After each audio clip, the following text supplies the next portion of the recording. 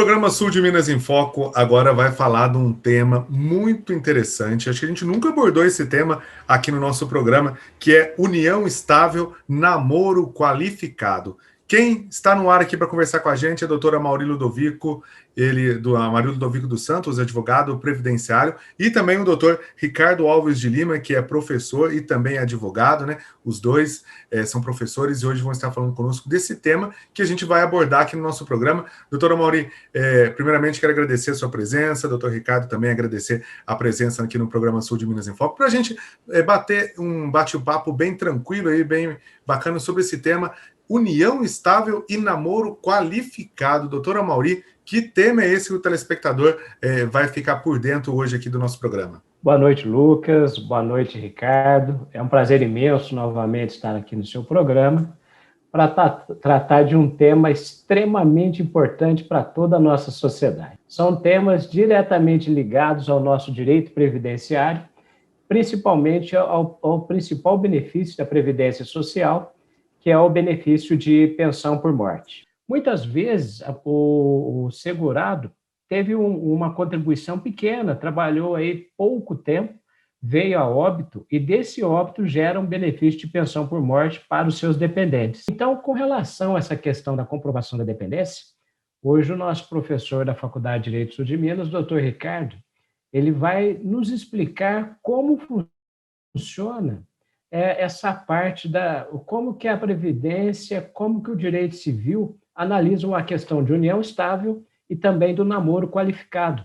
Muito obrigado. Eu queria começar agradecendo, né, o meu amigo, meu professor, Amaury, pelo convite também do Lucas, por estar aqui hoje nesse programa.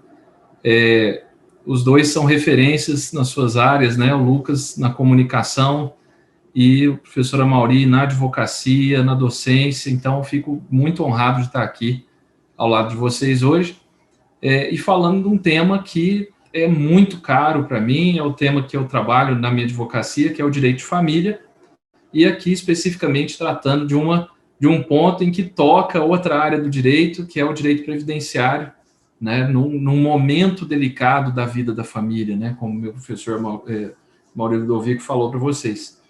E nesse ponto, o que a gente pode trazer de elemento justamente nessa ligação? O que a pessoa precisa comprovar para o INSS para receber esse benefício é um vínculo de dependência. E esse vínculo de dependência, ele vai ser comprovado a partir dessas figuras de conjugalidade. Se a gente estivesse falando disso há alguns anos, a gente só falaria a respeito de casamento.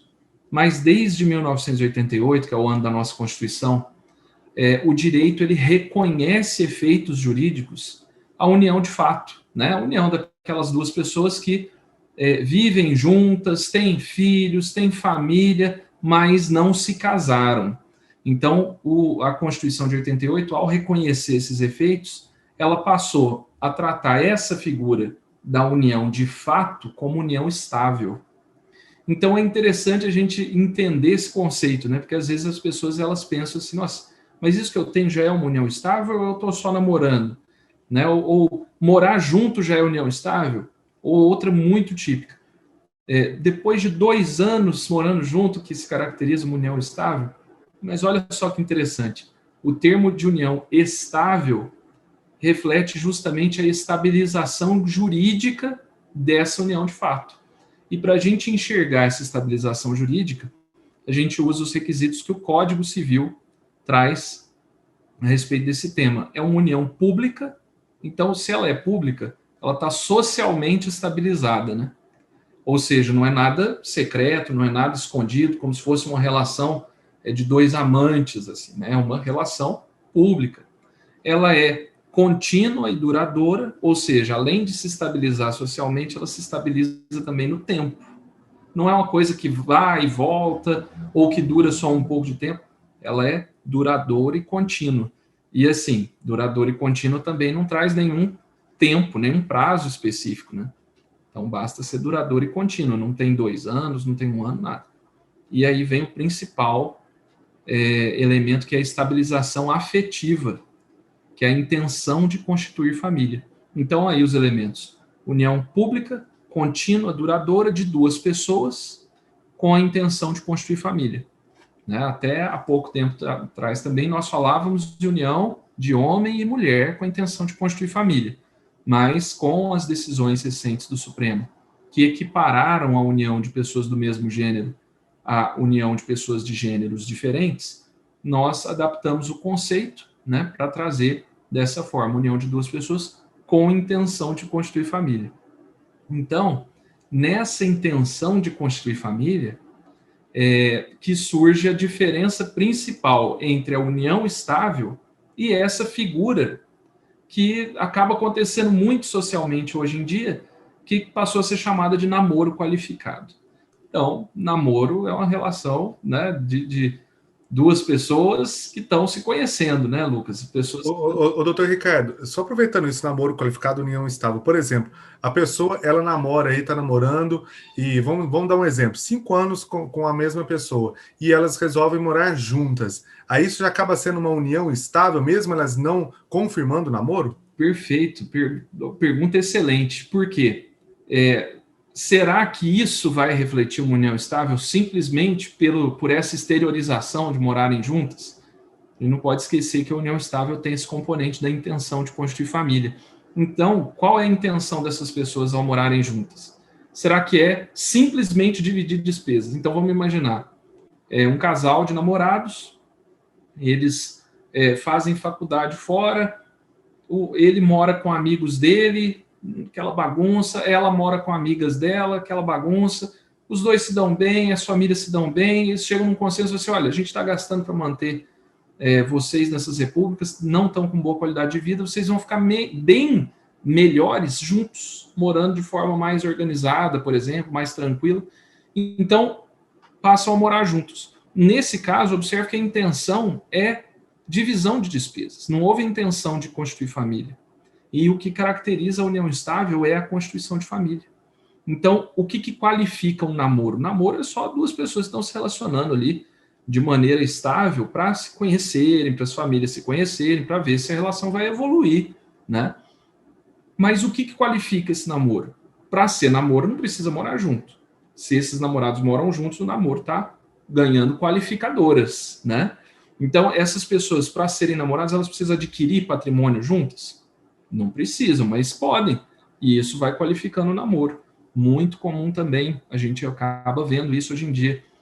Um casal de namorados que adquire juntos um imóvel, faz um financiamento e os dois ali compondo esforços para comprar a casa própria. E aí, às vezes, ainda não se caracterizou a intenção de constituir família. Às vezes, eles estão fazendo isso para o futuro casamento, não para já constituir família no momento atual. Então, esse é o ponto que dá muita diferença. E aí, Lucas, tem um ponto aqui que a gente falou, que é o seguinte, a questão dos 2 anos. Aí eu agora quero fazer uma pergunta também para o Mauri. Como é que é para a Previdência, Mauri? Porque a minha área é no direito civil. Para nós, basta ser união pública duradoura contínua de 2 pessoas com intenção de constituir família. Aí, para mim, já é união estável. E lá no balcão do INSS, Mauri, como é que fica? Que eu acho muito interessante que nós tivemos, assim, para alguns foi avanço, para outros foi retrocesso no direito previdenciário. A partir, se não me engano, foi de 2015, passou-se a exigir essa comprovação, ou casamento ou união estável pelo prazo superior a 18 meses. Não existia essa questão na regra. Então, como passou a exigir esse prazo de 18 meses, muitos, ou casais, eles passaram a procurar os escritórios para poder ver como regulamentar essa situação na falta de um ou de outro.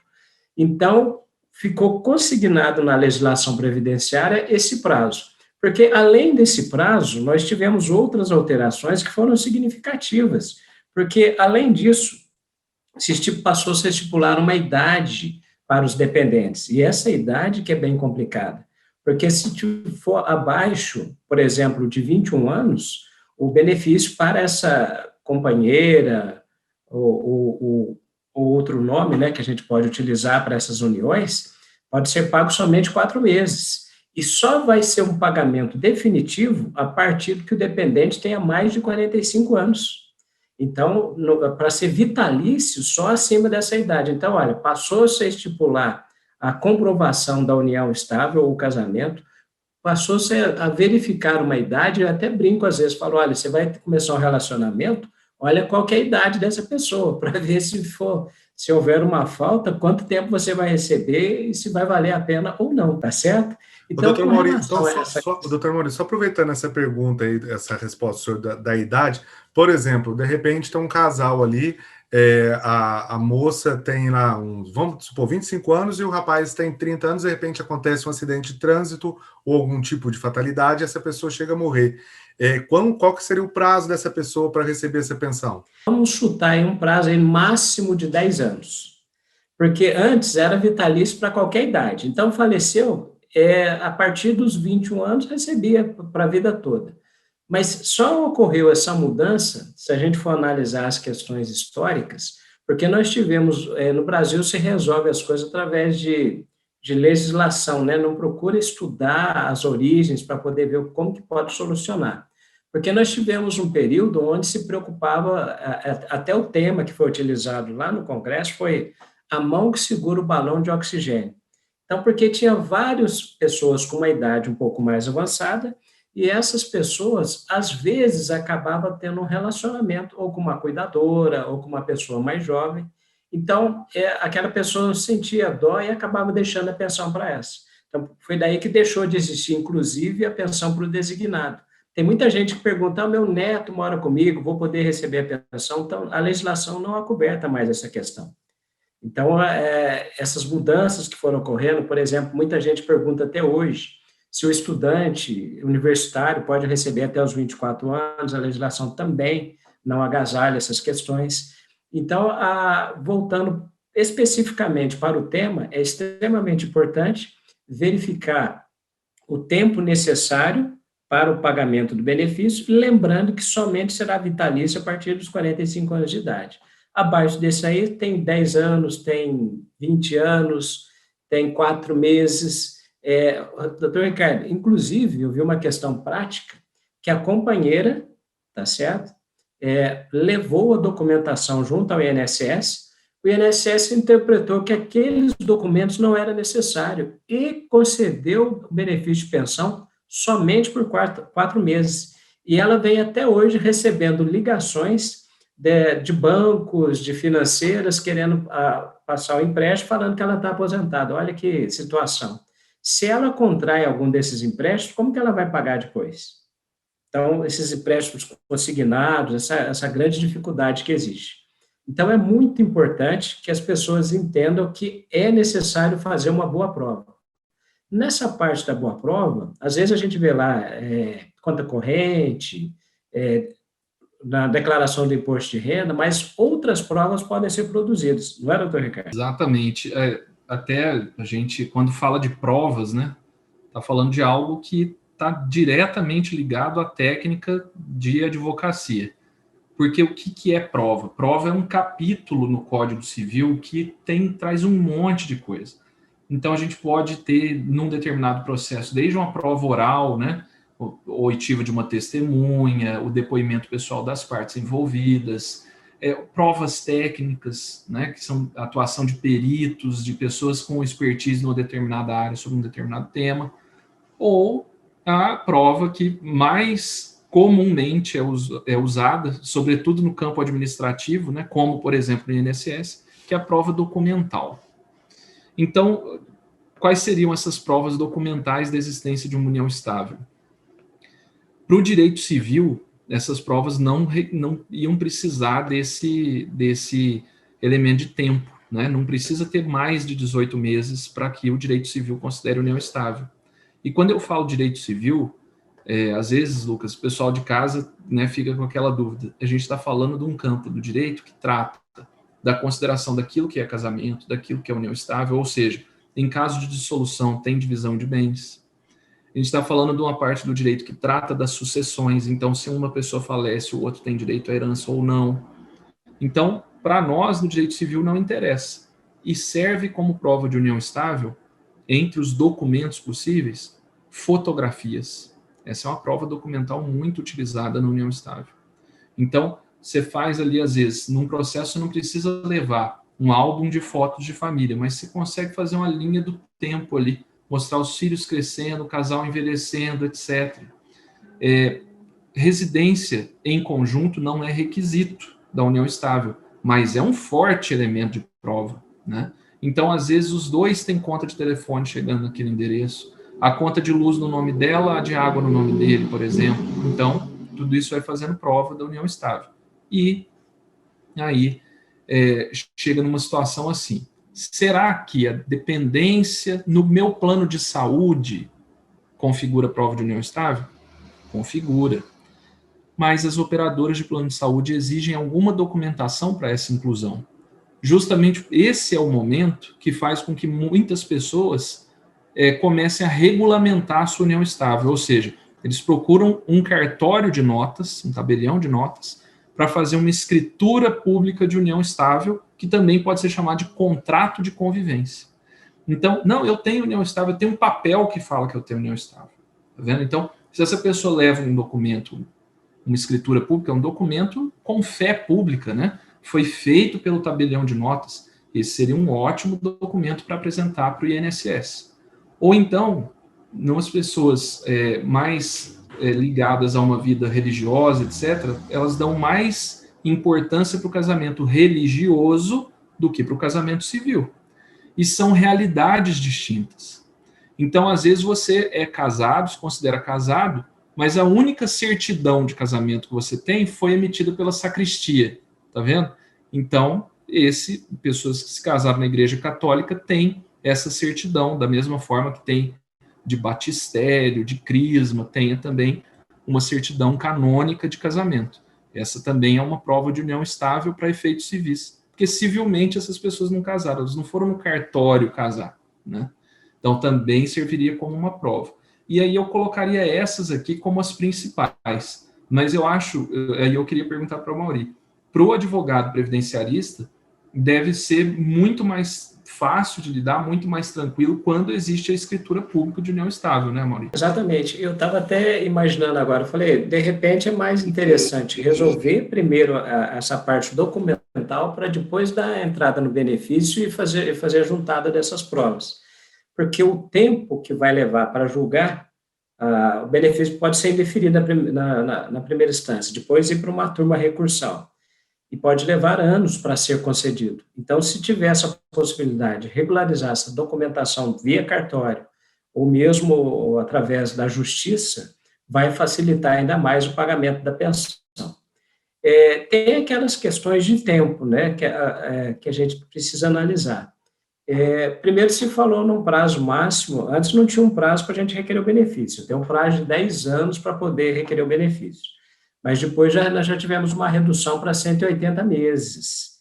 Então, só voltando à pergunta, será que nesse tempo a gente consegue ter uma resposta do judiciário com relação a esses documentos, professor Ricardo? Ou agora com essa questão de pandemia, tem ultrapassado essa data limite aí? Pois Qual é o seu ponto de vista? Essa é uma questão complicada, porque da mesma forma que a gente pode obter a prova da união estável através da escritura pública de união estável em cartório, inclusive fazendo constar a data de início, né, anterior, né, ao momento da lavratura, você também pode ir até o judiciário e fazer uma ação de declaração de união estável. E isso vai ser apreciado, né, pela vara civil competente. Aqui em Pouso Alegre existe uma vara especializada em direito de família. E qual é a situação que a gente enfrenta atualmente? Que é muito difícil para nós advogados que atuamos nessa área, e mais difícil ainda para os clientes, né, que estão ali com o seu processo, né, porque o advogado ele lida com vários processos, alguns com centenas, alguns com milhares de processos, mas para o cliente aquele é o processo da vida dele. E a demora hoje é um problema que a gente enfrenta, um problema muito grande devido à quantidade de trabalho. Então, o Tribunal de Justiça é um órgão organizado, tem os seus recursos, etc., mas tem, sim, falta de mão de obra em alguns aspectos, falta de estruturação, né, de das estruturas de serviço em alguns aspectos. Então, Pouso Alegre é até muito bem servida. Se você olhar, Pouso Alegre tem um fórum novo, tem uma vara especializada, mas talvez não seja a realidade de muitos colegas que estão aí em volta, né, tendo muitas dificuldades com relação a isso. E outros gargalos também. Hoje em dia, o processo ele corre por meio eletrônico. Recentemente, a gente ficou 3 dias com esse sistema eletrônico fora do ar. Então, 3 dias para uma pessoa que está aguardando uma decisão de pensão alimentícia é uma eternidade, né? Não é algo muito difícil que realmente a gente enfrenta. Justamente por isso, a gente percebe que tudo leva a pessoa para buscar uma solução extrajudicial. E quando a gente fala de extrajudicial, é via cartório, né? Porque aí você busca aquilo, documenta aquilo, e para legalizar, para reconhecer a união estável, você não precisa necessariamente do judiciário. Você pode fazer via cartório. Agora, na dissolução da união estável, aí da mesma forma que um divórcio, tem várias questões que precisam ser reguladas. Por exemplo, guarda de filhos, pensão de filhos, divisão de patrimônio. Então aí, tendo filhos menores e não tendo consenso entre as partes, necessariamente eu preciso da via judicial. Então, se fosse um casal que está com isso bem resolvido, a minha recomendação seria: vá até um cartório de notas e procure resolver isso de forma extrajudicial. Perfeito. Para Mauri, professor Ricardo, infelizmente nosso tempo está chegando ao fim, nós vamos ter que voltar aí, abordar esse tema nos próximos programas aí, para a gente estar encerrando aí as considerações finais de vocês. Muito bem, muito obrigado, professor Ricardo, pelas brilhantes explanações. Obrigado, Lucas. O tema de hoje é um tema muito importante para toda a sociedade, porque até então não havia necessidade de se preocupar tanto com essa documentação. Mas você que está em casa acompanhando o programa, é importante que você prepare essa documentação, vá no cartório, guarde alguns documentos, porque o ano passado, e ainda nós estamos vivendo essa questão da pandemia, nos ensinou muito a ser disciplinados, cuidar dos nossos negócios. Eu quero agradecer a gentileza do comparecimento do nosso querido professor, um dos maiores nomes do direito de família de Pouso Alegre região, Dr. Ricardo, amigo de muitos anos, brilhante. Quero agradecer o Lucas pelo programa, a oportunidade de estar esclarecendo a nossa população, e você que acompanha toda semana o Sul de Minas em Foco, mande as suas perguntas, as suas dúvidas, para que possa ser elaborado temas tão importantes como o que foi tratado nessa noite. Muito obrigado. Eu queria agradecer a oportunidade de estar aqui, né? Fiquei muito honrado, agradeço muito, Lucas, né? E cumprimento também pelo programa, né? De verdadeira utilidade pública. E agradeço muito a professora Mauri, paraninfo da minha turma, amigo querido de muitos anos. Então, é uma honra estar aqui, de verdade, com uma das nossas missões aqui na docência, na advocacia de Pouso Alegre e região. E de temas que realmente estão no dia a dia das pessoas, né? Isso torna tudo muito mais interessante nessa discussão sobre direito. Falando não do fórum, não da lei, mas da vida, do dia a dia das pessoas. Então, isso é ótimo. Muito obrigado pela oportunidade e agradeço também o pessoal de casa aí por assistir. Então, agradeço o doutor Ricardo, agradeço a doutora Mauri mais uma vez a participação e agradeço você aí de casa que acompanhou o nosso programa Sul de Minas em Foco hoje, agradecendo sua audiência, sua atenção, lembrando que você pode acompanhar esse nosso programa a qualquer momento no nosso canal no YouTube, o endereço eletrônico está aí no seu vídeo, youtube.com/user/lucassil80, você pode compartilhar, passar para os seus amigos, e lembrando sempre que, além do nosso canal no YouTube, também na Rede América de televisão, toda sexta-feira, 10 horas da noite, também todo domingo, 9 horas da noite, nós estamos no ar com mais uma edição, levando muita informação para você. Doutora Mauri, doutor Ricardo, obrigado, sejam sempre bem-vindos. Obrigado a você de casa, até a nossa próxima atração. Tchau.